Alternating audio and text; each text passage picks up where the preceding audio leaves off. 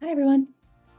This is the I Care About You podcast, and today we continue our discussion on mind traps associated with internal biases. Before we begin, I want to remind you to pre order my book, Reasons to Live, a guide to practices that support healing beyond suicidal thoughts and emotional overwhelm.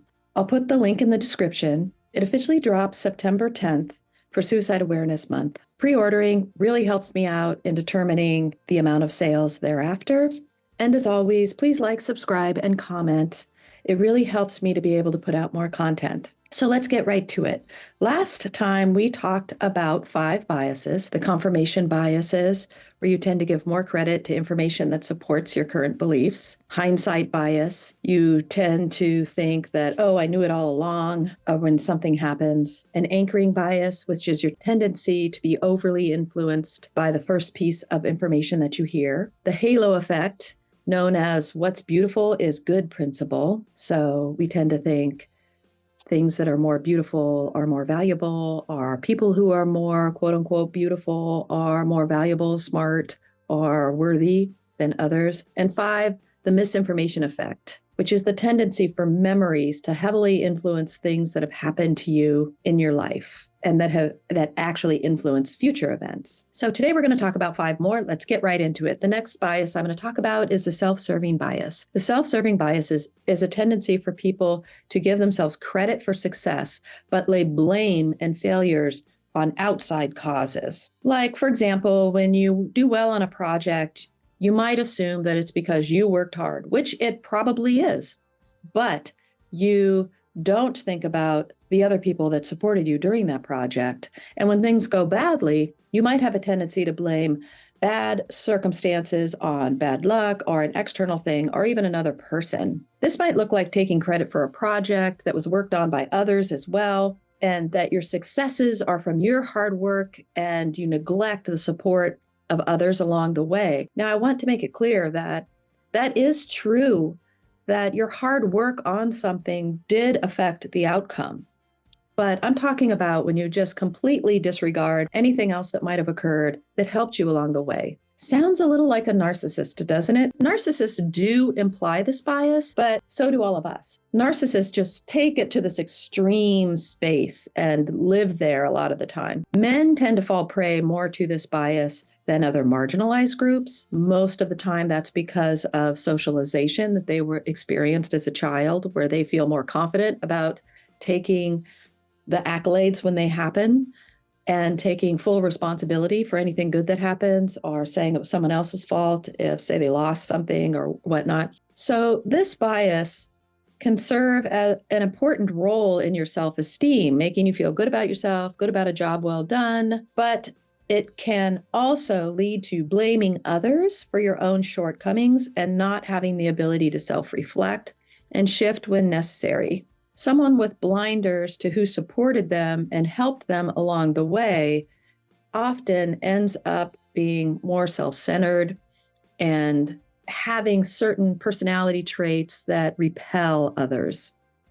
So that's something to be mindful of. The next one I'm going to talk about is actor-observer bias. The actor-observer bias is the tendency to attribute your actions to external influences and other people's actions to internal ones. For example, and this is implied when something goes wrong. So for example, you may have an excuse for why you bombed an interview.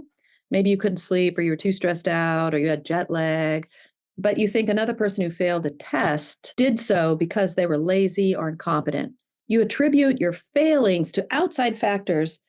Maybe it's a professor who had too many tricky questions on a test, but you attribute other people's actions to something being wrong with them personally. The problem with that is that it leads to blame. Each side of the situation essentially blames the other side rather than considering all of the variables at play. You can often see this in relationships where people get in arguments and refuse to see the side of the other. And in fact, they think the other person is in the wrong, doing all the wrong things, and they don't see their own shortcomings. Or if they do see their shortcoming, they're blaming it on something else rather than taking the responsibility. Another bias is the false consensus effect. The false consensus effect is a tendency for people to overestimate how much other people agree with their own beliefs, behaviors, attitudes, or values. This might show up as believing your opinion is in the majority. This is a common belief or understanding for a lot of folks. This may be a byproduct of confirmation bias, where you surround yourself with people and things who affirm your own beliefs.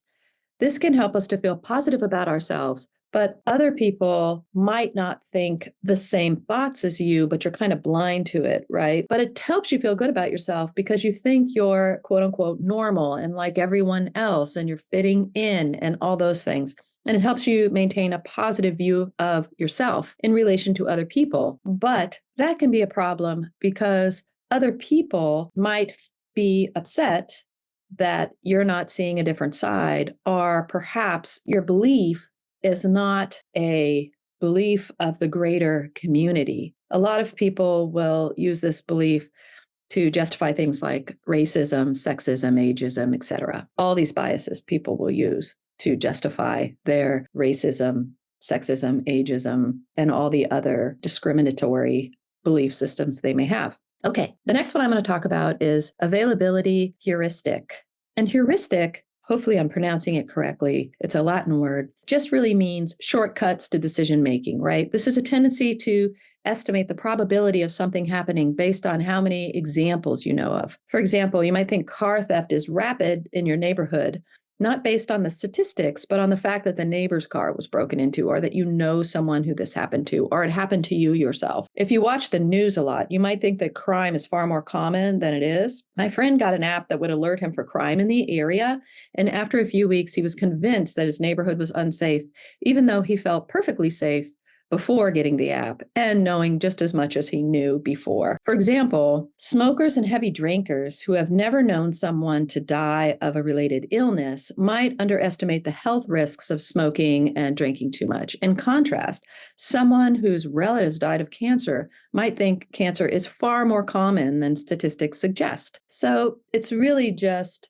not getting that other side yet again. The next one is optimism bias. Optimism bias is a tendency to overestimate the likelihood that good things will happen to us while underestimating the probability that negative events will impact our lives in some way. Essentially, we tend to be too optimistic for our own good. This bias can lead to people taking health risks, as I mentioned in the availability heuristic bias. You may not take care of yourself as well as you would otherwise. You may tend to engage in actions like smoking, heavy drinking, eating poorly, excessive drug use more readily than you would otherwise. Teenagers often go through a period of feeling invincible, and as a consequence, they may engage in risky behavior more readily than they would otherwise.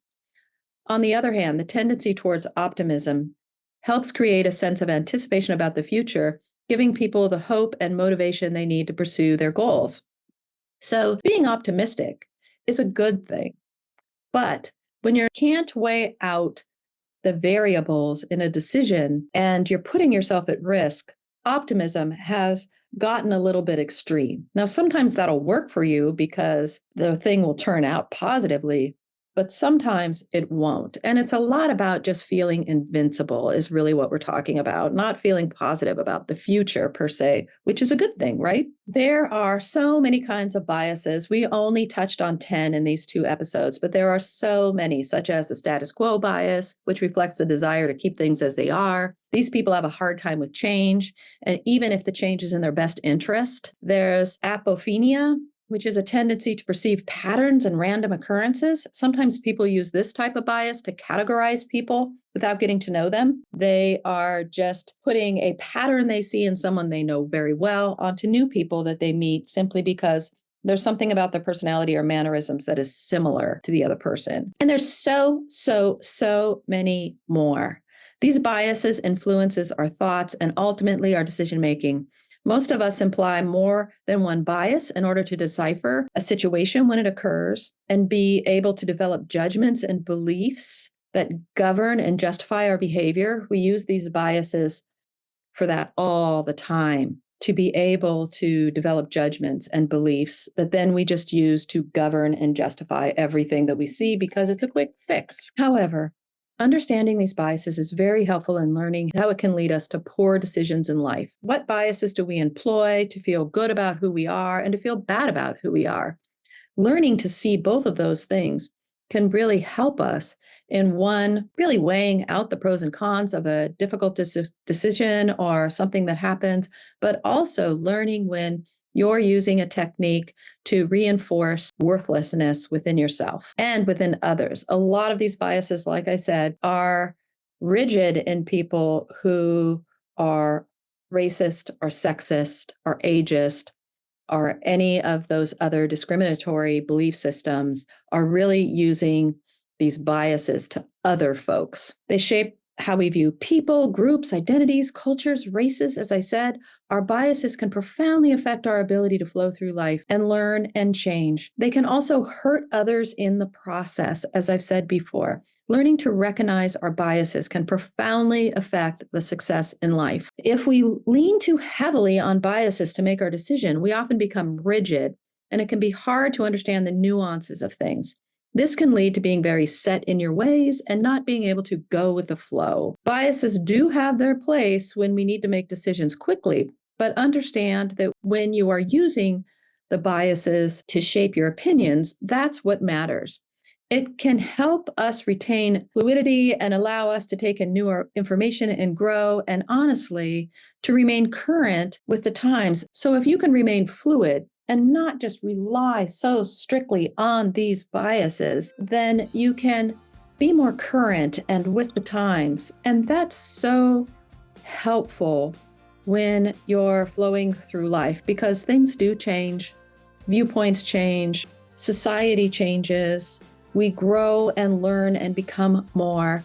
And if we are fluid enough to allow that into our decision-making processes and our beliefs of others, we're so much further along than if we're just relying on biases that usually we created in our childhood or young adulthood. Or maybe they're even biases we learned from parents or caregivers or someone important in our lives at one time. But maybe all of that information is no longer useful. So just being able to understand when you're using these biases in your life can really help you stop and reflect on who you want to be as a person, how you want to think, and how you want to be moving through life. It keeps you current. A lot of times we say, oh, that person's out of touch or they are irrelevant. A lot of that has to do with the fact that they've been running on their internal biases and not checking them and reconfiguring them as times change. And then they cling very tightly to it because they consider the biases an actual truth, a belief.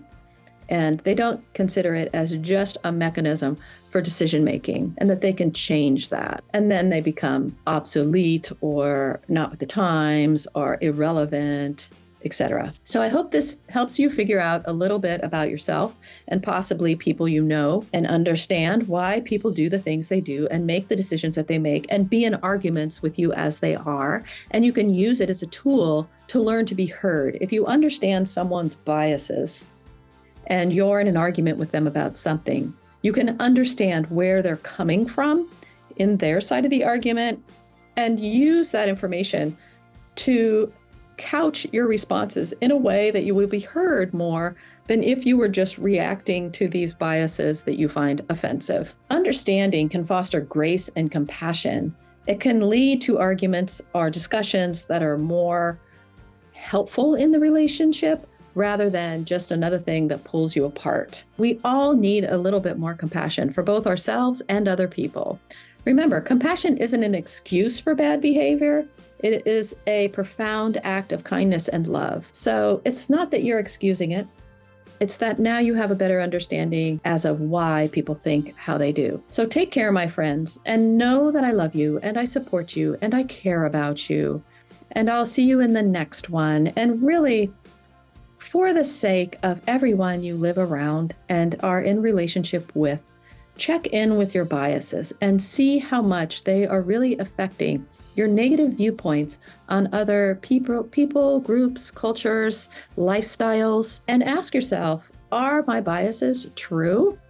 Am I in the majority of thinking? Is this helpful? Are those other people to blame? Etc. Like, where did I even get these biases and beliefs? And I think that can really, really help you move forward as a more positive and kind person. And we need more of that right now, right? Okay. Oh, and I'll leave you with a question. What biases do you think you have and use often, and why? You can leave a note in the comments or DM me if you want to talk further about this. I'll put a link to my website where you could schedule some free time with me if you like. And again, I'll see you next time. Take good care, everyone.